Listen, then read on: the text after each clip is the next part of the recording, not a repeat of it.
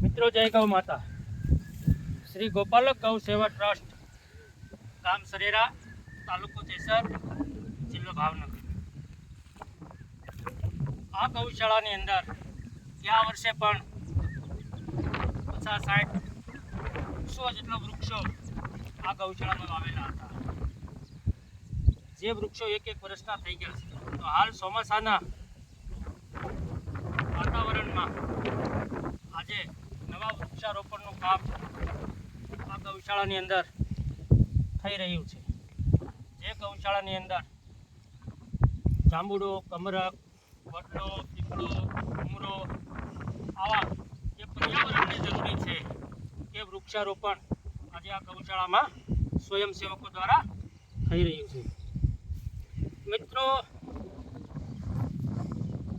જે ઉનાળાની જે પરિસ્થિતિ હતી એ પરિસ્થિતિમાં ખૂબ ગરમી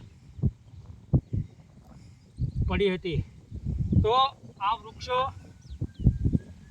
જે પર્યાવરણ માટે ખૂબ જરૂરી છે. પશુ પંખી સાઈડો બધા આ વૃક્ષો થશે તો તેમાં